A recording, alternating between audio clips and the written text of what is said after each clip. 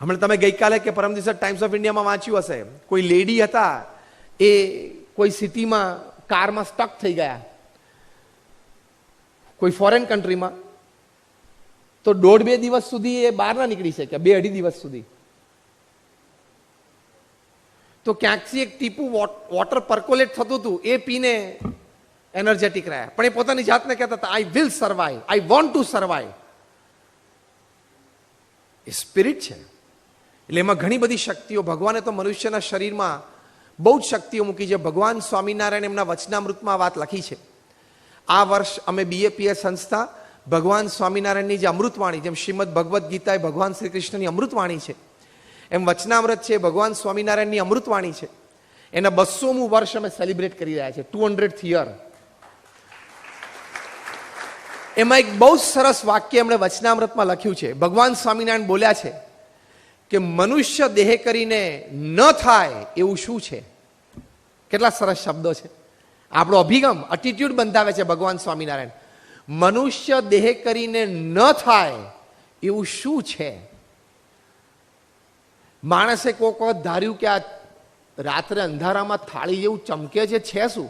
પછી ખબર પડી કે આ તો ચંદ્ર છે. ત્યાં જવાય? પહોંચી ગયો. પછી સમુદ્રમાં આ ઊંડો કેટલો હશે, જવાય કે નહીં? પહોંચી ગયો. નીચેથી હીરા લઈ આવ્યો, એટલે નીચેથી પ્રેશિયસ સ્ટોન્સ લઈ આવ્યો છે ને. આપણને કોક વખત થતું હતું કે આપણું યાન ચંદ્ર ઉપર જશે કે નહીં. ચંદ્રયાન ઉપડ્યું છે, હવે 7મી સપ્ટેમ્બરે લેન્ડ થશે. અને India became the 4th country to send the mission, unmanned mission on moon. અને આપણે પાછા સધર્ન મૂનમાં, સધર્ન લ્યુનારમાં, જ્યાં dark side of the moon છે, ત્યાં લેન્ડ થવાનું છે. એ પહેલી વાર થશે વિશ્વમાં કે ત્યાં પાણી અને ખનીજ છે કે નહીં. અત્યાર સુધી બીજા 3 કન્ટ્રીએ મોકલે, નોર્ધન મૂનમાં મૂક્યા છે, આપણે સધર્ન મૂનમાં. કારણ કે સાહેબ આમે કંઈક જુદું તો કરે જ. એટલે સધર્ન પાર્ટ ઓફ ધ મૂનમાં મોકલવાનું છે ચંદ્રયાન. 7મી સપ્ટેમ્બરે સવારે લેન્ડ થશે. તો આપણા વૈજ્ઞાનિકોએ ધાર્યું તો કર્યું. આપણા દરેકમાં શક્તિ છે. દરેક આપણે મોટું કાર્ય કરી શકીએ છીએ. આપણા વ્યક્તિગત જીવનમાં, પારિવારિક જીવનમાં, વ્યવસાયિક જીવનમાં, આવા આપણા સેવાભાવી સંસ્થા, રોટરી જેવી સારી સંસ્થામાં જોડેને એક સારી પ્રવૃત્તિ, સારું કાર્ય, સારી સેવામાં આપણે બધા કરી શકીએ છીએ. અને એમાં જો તમે ટાઈમનું બાનું કાઢશો તો that is the biggest negativity that can suppress your all kinds of positive attitudes. ટાઈમનું બાનું તો કોઈ કાઢવું નહીં. તમે ટાઈમનું બાનું કાઢો છો એટલે તમે ઇનડાયરેક્ટલી ભગવાનને મૂર્ખ કહો છો. 24 કલાક એમને ગોઠવ્યા, બહુ સમજીને ગોઠવ્યા છે. એમાં હવે તારે ને મારે દોડડાયા થવાનું નથી કે થોડાક 26 હોત તો બહુ સારું હતું. બહુ સમજીને 24 ગોઠવાયેલા છે. ડોનાલ્ડ ટ્રમ્પ પાસે પણ 24 છે, નરેન્દ્રભાઈ મોદી પાસે 24 છે, પ્રમુખ સ્વામી મહારાજ પાસે પણ 24 હતા, આપણી પાસે પણ 24 છે. એ લોકોએ કેવું કાર્ય કર્યું. તો અભિગમથી તમારી ઘણી બધી શક્તિઓ બહાર આવે છે. પ્રમુખ સ્વામી મહારાજ એમના જીવનમાં એક અભિગમ રાખ્યો, બીજાના સુખમાં આપણું સુખ. આ હું શબ્દશઃ એમના વાક્ય બોલું છું. બીજાના સુખમાં આપણું સુખ, અન્યની પ્રગતિમાં આપણી પ્રગતિ, અન્યના ઉત્કર્ષમાં આપણો ઉત્કર્ષ. આ એમનો જીવન મંત્ર હતો. તો આ જીવન મંત્રના આધારે એમણે કેવું કામ કર્યું. 1 man શો.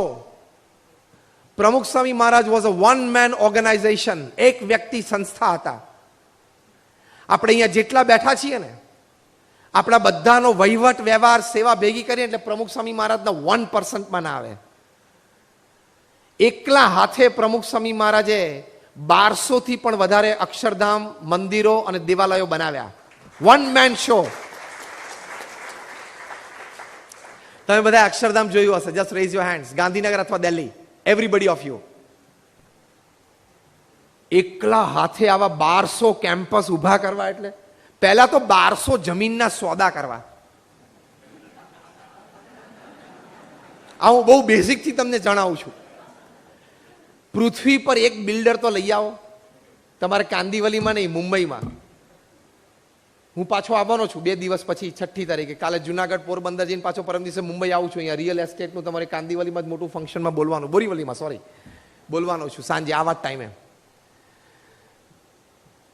તો બોમ્બેના બધા બિલ્ડર્સ, ડેવલપર્સ ભેગા થયેલા. મેં એમને પૂછેલું, મેં કહ્યું જેણે 1200 જમીનના સોદા કર્યા હોય તમે આંગળી ઊંચી કરો તો. Nobody could raise their hand.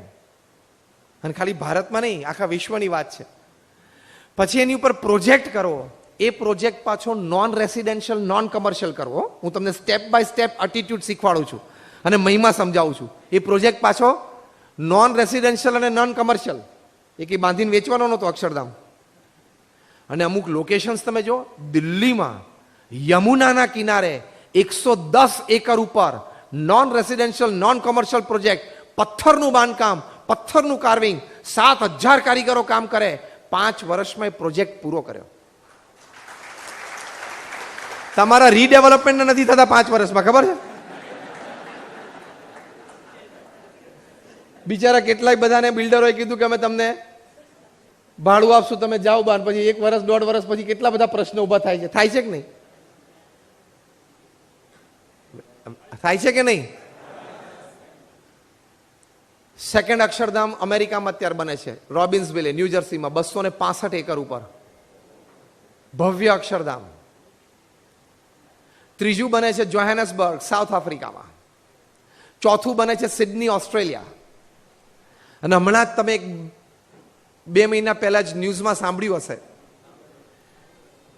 કે the capital of UAE, United Arab Emirates, Abu Dhabi, એના શેખ, his excellency Sheikh Mohammed Zayed, એમણે દુબઈ અબુધાબી એક્સપ્રેસ હાઈવે ઉપર, શેખ ઝૈયદ એક્સપ્રેસ હાઈવે ઉપર BAPS સંસ્થાને 23 એકર જગ્યા ડોનેશનમાં આપી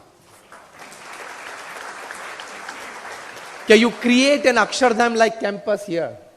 અને we are doing it, we are finishing it in 3 years. મેં પ્રમુખ સ્વામી મહારાજની તમને વાત કરી. આ બધા જ પ્રોજેક્ટના સ્વપ્ન દ્રષ્ટા, architect of all this projects was Pramukh Swami મહારાજ. એક વ્યક્તિ એમના જીવનમાં આવો અભિગમ રાખ્યો કે મારે દરેકને સુખી કરવા છે, દરેકનો પ્રગતિ થાય, ઉત્કર્ષ થાય એવી ભાવના રાખી, તો કેવી સંસ્થાઓ ઊભી કરી શક્યા. તમારે રોટરીને 100 વર્ષ પૂરા થયા. ક્યારે?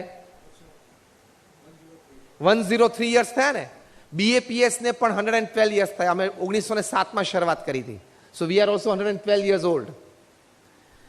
વી are among the top 10 NGOs of the world. અમારી સંસ્થાને યુનાઇટેડ નેશન્સમાં પરમેનન્ટ સીટ છે એઝ એન NGO. દર શુક્રવારે અમારો પ્રતિનિધિ ન્યુયોર્કમાં યુનાઇટેડ નેશન્સમાં બેસે છે. સાથે સાથે પ્રમુખ સ્વામી મહારાજે એકલા હાથે 100 થી વધારે હોસ્પિટલ, હોસ્ટેલ, સ્કૂલ્સ અને કોલેજીસ ઊભી કરી અને એનું સફળ સંચાલન કર્યું. તમે નંબર 8 નેશનલ હાઈવે, નાવ નંબર 48, આબુથી નીકળો અને મુંબઈ સુધી આવો, દર 50 કિલોમીટર તમને BAPS નું એક ઇન્સ્ટિટ્યૂટ મળશે. કાં તો હોસ્પિટલ, કાં તો હોસ્ટેલ, કાં તો સ્કૂલ, કાં તો કોલેજ. એક વ્યક્તિ આટલું કરી શકે? અનબિલીવેબલ. તમારી એક ઓફિસ હોય, એક ફેક્ટરી હોય, એક ઘર હોય, તોય સાંજે 10 વાગે માથું ભરી જાય છે ને? હા કે ના? આ ગો ગ્રીન ને 18 વાળો પ્રોજેક્ટ કરશો, એમાં ચક્કર આવવા માંડશે તમને અડધાને. ઓ માય ગોડ, માંડ આ પ્રોજેક્ટ પત્યો.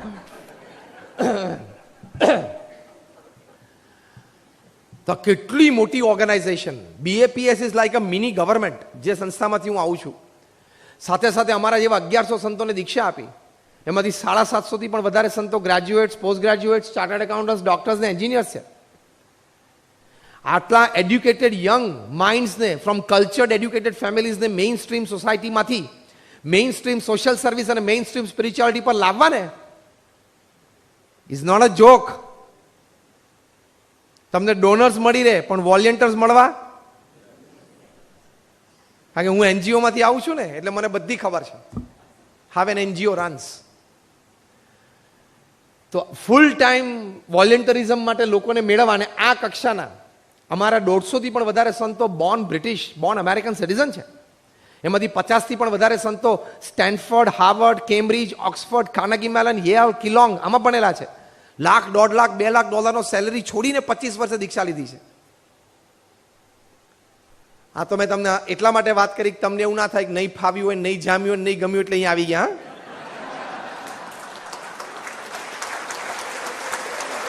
હા, કારણ કે સંતોને જોવે ને એટલે મનમાં પહેલો વિચાર આવે કે આને કંઈ જામ્યું નહીં હોય, આને કંઈ ફાવ્યું નહીં હોય, આ બિચારો સંસારથી બહુ બી ગયો હશે, આ બિચારો અભણ હશે, અને એને એમ થયું કે હવે આપણે ભગવા કપડાં પહેરીને ફરીએ તો શું, ભારતની પ્રજા તો દયાળુ છે, સાંજ પડે 2 રોટલી ગમે ત્યાંથી મળશે. પ્રમુખ સ્વામી મહારાજ ઇઝ અ ડિફરન્ટ કેટેગરી. જેમ બિઝનેસમેન બધા કહેવાય, તમારા કાંદીવલીમાં પાનની દુકાન હોય ને, એ ધંધો તો કરે છે કારણ કે કોઈની નોકરી તો કરતો નથી ને, એ પણ વેપારી કહેવાય. અને મુકેશ અંબાણી પણ વેપારી કહેવાય. બેમાં બહુ ફેર છે.